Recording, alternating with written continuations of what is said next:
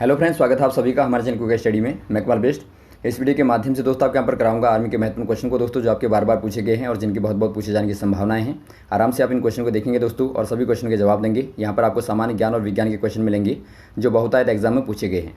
तो इत्मीनान से आप देखें। और दोस्तों यहाँ पर देखिए, शुरू करने के बारे थोड़ी सी एक दरख्वास्त करना चाहेंगे। यदि आपने हमारे चैनल को सब्सक्राइब नहीं किया दोस्तों अभी तक, तो प्लीज़ हमारे चैनल को सब्सक्राइब कीजिए और बेल आइकन को प्रेस करना ना भूलिएगा दोस्तों, ताकि हमारी वीडियोज़ की नोटिफिकेशन आपको प्रथम प्राप्त हो सके।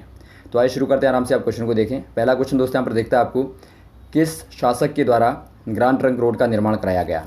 दोस्तों यहाँ पर देखिए, ग्रांड ट्रंक रोड जो कि आपकी बड़ी रोड है दोस्तों, इसके आधार पर बहुत बार क्वेश्चन पूछे जाते हैं। तो आपको याद रखना है, किस शासक के द्वारा इसका निर्माण कराया गया। मोहम्मद बिन तुगलक के द्वारा, या शेरशाह सूरी के द्वारा, या औरंगजेब के द्वारा, या अलाउद्दीन खिलजी के द्वारा। ये दोस्तों यहाँ पर देखिए, शेरशाह सूरी के द्वारा मुख्यतः दोस्तों निर्माण करवाया गया था। ऑप्शन नंबर आपका बी वाला सही हो जाएगा। हालांकि बाद में दोस्तों इसे ब्रिटिश गवर्नमेंट ने भी बढ़ाया था। तो ऑप्शन नंबर आपका बी वाला सही हो जाएगा, शेरशाह सूरी। अगला क्वेश्चन देखिए दोस्तों, बिहार का शोक किस नदी को कहा जाता है। बिहार का शोक दोस्तों यहाँ पर देखिए बहुत ही फेमस क्वेश्चन है। कौन सी वाली नदी को कहा जाता है आपको बताना है। लूनी को, या फिर कोसी को, या फिर झेलम को, या फिर नर्मदा को। ये दोस्तों कोसी को कहा जाता है, क्योंकि दोस्तों हर वर्ष यहाँ पर देखिए जो बाढ़ आती है उसमें इसका महत्वपूर्ण योगदान होता है और उससे बहुत जानमाल की हानि होती है। इसीलिए दोस्तों इसे बिहार का शोक कहा जाता है। और लूनी मतलब दोस्तों आपकी नमकीन नदी को कहा जाता है, आपको पता होगा, जो कि आपकी राजस्थान में मुख्यतः दोस्तों बहती है।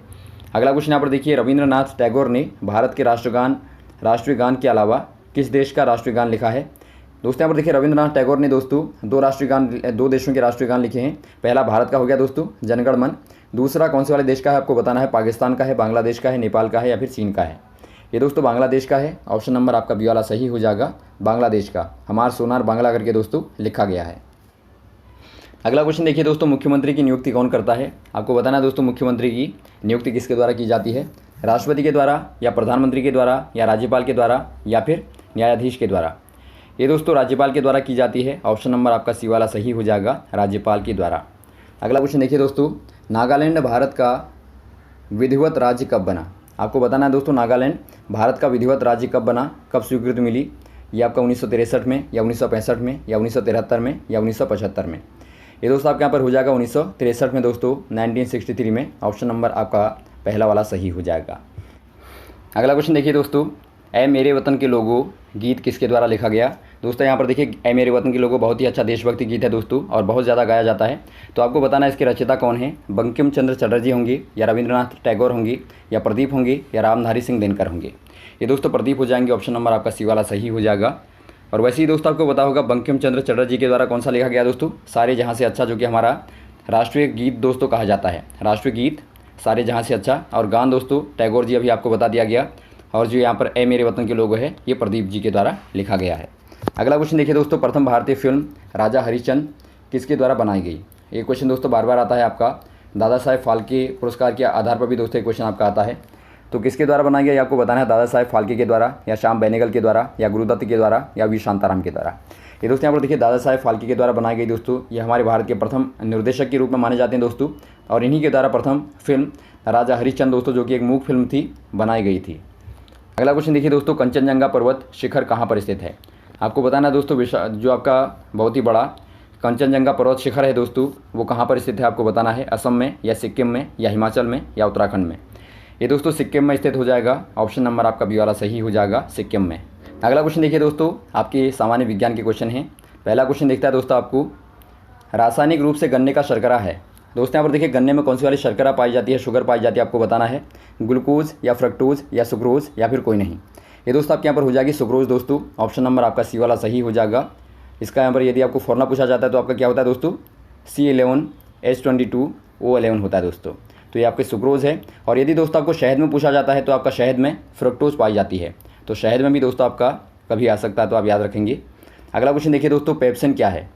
पेप्सिन दोस्तों क्या होता है आपको बताना है। हार्मोन होता है, एंजाइम होता है, विटामिन होता है, या शर्करा होता है। ये दोस्तों हमारे शरीर में पाया जाने वाला एंजाइम होता है दोस्तों। ऑप्शन नंबर आपका बी वाला सही हो जाएगा। ये दोस्तों आमाशय में, यहाँ पर जो आमाशय में जठर अग्नि होती है दोस्तों, उसमें ही स्रावित होता है।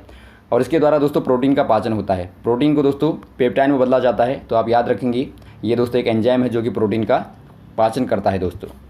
अगला क्वेश्चन देखिए दोस्तों, जनन क्षमता से संबंधित विटामिन कौन सा है। जनन क्षमता से संबंधित विटामिन दोस्तों आपको विटामिन वाले जो पूरा टॉपिक कराया था दोस्तों, आप चाहें तो देख सकते हैं, वहाँ पर आपको पूरा विस्तार पूर्वक ये सारी जानकारियाँ बताई जा चुकी हैं। तो ये कौन सा वाला विटामिन होगा दोस्तों? विटामिन ए होगा, विटामिन डी होगा, विटामिन ई होगा या विटामिन के होगा? ये दोस्तों आपके यहाँ पर हो जाएगा विटामिन ई दोस्तों। ऑप्शन नंबर आपका सी वाला सही हो जाएगा। जो बांझपन से संबंधित होता है दोस्तों वो आपका विटामिन ई होता है। और वैसे ही दोस्तों विटामिन ए जो है ये काहे से संबंधित है दोस्तों? ये आपका आँखों से संबंधित है, क्योंकि दोस्तों विटामिन ए की कमी से रतौंधी होता है जो कि आँखों की बीमारी है। और विटामिन डी दोस्तों आपका हड्डियों से संबंधित वाला विटामिन है। और विटामिन के दोस्तों एक प्रकार से रक्त के स्राव से संबंधित होता है। अगला क्वेश्चन देखिए दोस्तों, दूध का पीलापन किसके कारण होता है? आपको बताना है दोस्तों, आपने देखा होगा दूध में पीलापन होता है दोस्तों, वो किसके कारण होता है आपको बताना है। कौन से वाले पदार्थ के कारण होता है? कैरोटीन या केसिन या कैल्सीफेरॉल या लैक्टोबैसिलस? ये दोस्तों आपके यहाँ पर हो गया कैरोटीन दोस्तों। कैरोटीन प्रोटीन के द्वारा दोस्तों वो पीलापन आपको दिखता है। तो ऑप्शन नंबर आपका ए वाला सही हो जाएगा। और वैसे ही दोस्तों यदि आपको क्वेश्चन पूछा जाए कि बताइए जो दूध का सफ़ेदपन है, जो सफ़ेद दिखता है दोस्तों, वो कौन से वाले प्रोटीन के द्वारा दिखता है? तो वो दोस्तों आपका केसिन हो जाएगा। और कभी क्वेश्चन भी आता है दोस्तों, बताइए कि दूध में पाया जाने वाला प्रोटीन क्या होता है? तो ये प्रोटीन दोस्तों मुख्यतः आपका केसिन ही एक प्रोटीन, जो आपका एक प्रकार का एक प्रोटीन होता है दोस्तों केसिन। तो ये आपको यहाँ पर याद रखना है। और वैसे ही दोस्तों यहाँ पर देखिए जो आपका लैक्टोबैसिलस होता है दोस्तों, ये आपका दूध या फिर आप कहें दही में दोस्तों पाया जाने वाला एक प्रकार का जीवाणु होता है जो कि मानव के लिए लाभदायक होता है। यदि आपको दूध से दही में बदलना है दोस्तों तो लैक्टोबैसिलस ही कार्य में आता है। अगला क्वेश्चन देखिए दोस्तों, रेनिन का स्राव किसके द्वारा होता है? अब दोस्तों यहाँ पर देखिए रेनिन आपका आ गया। रेनिन भी दोस्तों एक प्रकार का एंजाइम होता है, आप याद रखेंगे। ये भी दोस्तों एक प्रकार का एंजाइम होता है। इसका स्राव दोस्तों कहाँ से होता है आपको बताना है। यकृत के द्वारा, आमाशय के द्वारा, अग्नाशय के द्वारा या फिर कोई नहीं? ये दोस्तों आपका आमाशय के द्वारा होता है। ऑप्शन नंबर आपका बी वाला सही हो जाएगा दोस्तों। अभी दोस्तों आपने ऊपर पेप्सिन देखा था। पेप्सिन और रेनिन दोस्तों दोनों ही क्या होते हैं? एंजाइम होते हैं। इनका स्राव दोस्तों आमाशय के द्वारा होता है। आपने देखा था दोस्तों पेप्सिन क्या था? प्रोटीन का पाचन करता है। जबकि दोस्तों आपका रेनिन जो होता है वो दूध में पाई जाने वाली जो आपकी प्रोटीन होती है दोस्तों, केसिन होती है, उसका पाचन करता है। तो आप याद रखेंगे दोस्तों, दूध वाली प्रोटीन को जो पाचन करता है दोस्तों वो आपका रेनिन होता है। और रेनिन का स्राव आमाशय में होता है। ये आप सभी याद रखेंगे दोस्तों। अगला क्वेश्चन यहाँ पर देखिए, एनीमोमीटर से क्या मापा जाता है? एनीमोमीटर दोस्तों एक प्रकार का इंस्ट्रूमेंट है। इसके द्वारा क्या मापा जाता है आपको बताना है। वायुमंडलीय ऊंचाई को या वायुमंडल दाब को या हवा की गति को या भूकंप की तीव्रता को? ये दोस्तों यहाँ पर देखिए हवा की गति को मापा जाता है। ऑप्शन नंबर आपका सी वाला सही हो जाएगा। और वैसे ही दोस्तों यदि आपको वायुयान की ऊंचाई को मापना है तो इसके लिए दोस्तों आप क्या इस्तेमाल करते हैं? अल्टीमीटर का इस्तेमाल करते हैं। आप याद रखेंगे, अल्टीमीटर दोस्तों आप इस्तेमाल करते हैं ऊंचाई को मापने में। और वायुमंडलीय दाब को दोस्तों मापने के लिए आप बैरोमीटर का इस्तेमाल करते हैं, बैरोमीटर। और वैसे ही भूकंप की तीव्रता को दोस्तों आप सिस्मोग्राफ में देखते हैं। तो ये मात्रक सभी आप याद रखेंगे। अगला क्वेश्चन देखिए दोस्तों, ग्लूकोज का ग्लाइकोजन में परिवर्तन कहाँ पर होता है? आपको बताना है दोस्तों ग्लूकोज का ग्लाइकोजन में परिवर्तन कहाँ पर होगा? आमाशय में, यकृत में या फिर ग्रहणी में या छोटी आंत में? एक क्वेश्चन दोस्तों यहाँ पर देखिए आपका आता है, ग्लूकोज कौन से वाले रूप में दोस्तों हमारे शरीर में ऊर्जा के रूप में होता है, संरक्षित रहता है? ये दोस्तों आपका ग्लाइकोजन के रूप में ही संरक्षित रहता है दोस्तों। और कहाँ पर रहता है? यकृत में दोस्तों। ऑप्शन नंबर आपका बी वाला सही हो जाएगा। यकृत के द्वारा दोस्तों ये बदल कर संरक्षित रहता है। तो ये आप याद रखेंगे, जब आवश्यकता पड़ती है दोस्तों वहाँ पर ऊर्जा की, तो वहाँ पर ये दोस्तों हमें ऊर्जा देता है, वहाँ पर कार्य में लाया जाता है कोशिकाओं के द्वारा। अगला क्वेश्चन देखिए दोस्तों, खाद्य तेलों को वनस्पति घी में बदलने की प्रक्रिया है। दोस्तों यहाँ पर देखिए जो वनस्पति घी होते हैं दोस्तों, जिसे आप डाल्डा भी कहते हैं, उसमें दोस्तों उसको आप काहे से बनाते हैं? उसको आप खाद्य तेलों से बनाते हैं दोस्तों। तो ये किस अभिक्रिया के दौरान बनता है आपको बताना है। ऑक्सीकरण के द्वारा या हाइड्रोजनीकरण के द्वारा या सल्फोनीकरण के द्वारा या फिर कोई नहीं?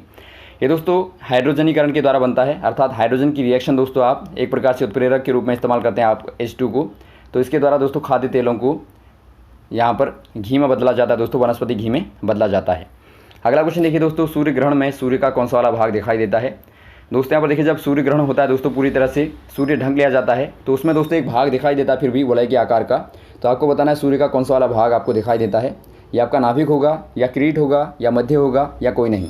ये दोस्तों आपका किरीट होता है। ऑप्शन नंबर आपका बी वाला सही हो जाएगा दोस्तों, किरीट। या फिर इसे दोस्तों कोरोना भी कहा जाता है। किरीट या फिर कोरोना आप कह सकते हैं। तो ऑप्शन नंबर आपका बी वाला सही हो जाएगा। अगला क्वेश्चन देखिए दोस्तों, रसोई गैस किसका मिश्रण होती है? रसोई गैस दोस्तों आपको पता होगा, जो कि आप LPG कह सकते हैं दोस्तों, लिक्विड पेट्रोलियम गैस आपकी जो होती है, ये किसका मिश्रण होती है दोस्तों? मीथेन व प्रोपेन का या ब्यूटेन व प्रोपेन का या पेंटेन तथा प्रोपेन का या फिर कोई नहीं? ये दोस्तों यहाँ पर होती है ब्यूटेन तथा प्रोपेन का दोस्तों। ऑप्शन नंबर आपका बी वाला सही हो जाएगा। और वैसे ही दोस्तों जो आपकी गोबर गैस होती है उसमें मुख्यतः दोस्तों मीथेन पाई जाती है। तो कभी आपका गोबर गैस में भी मुख्य घटक पूछ लिया जाता है, तो उसमें दोस्तों आपकी मीथेन होती है। रसोई गैस में दोस्तों आपकी ब्यूटेन मुख्य घटक होती है। अगला क्वेश्चन देखिए दोस्तों, पोलिएंटोलॉजी किसका अध्ययन है? आपको बताना है दोस्तों, पोलिएंटोलॉजी किसका अध्ययन हो जाएगा? जीवाश्म का, या मधुमक्खियों का, या वन्य जीवों का, या मानव शरीर का? ये दोस्तों जीवाश्म का होता है। ऑप्शन नंबर आपका ए वाला सही हो जाएगा। जीवाश्म का अध्ययन पोलिएंटोलॉजी कहलाता है। तो ये रहे दोस्तों आपके बेहद ही महत्वपूर्ण क्वेश्चन आपने जो यहाँ पर देखे बार बार पूछे गए हैं दोस्तों एग्जाम में। इन सभी क्वेश्चनों को आप तैयार करेंगे, उम्मीद है आपको समझ में आया होगा। यदि आपको वीडियो पसंद आया हो दोस्तों, आप जरूर लाइक करें, शेयर करें, ताकि सभी लोगों तक पहुँचे दोस्तों। और हमारे साथ भी बने रहेगा। Okay, thanks. जय हिंद, जय भारत।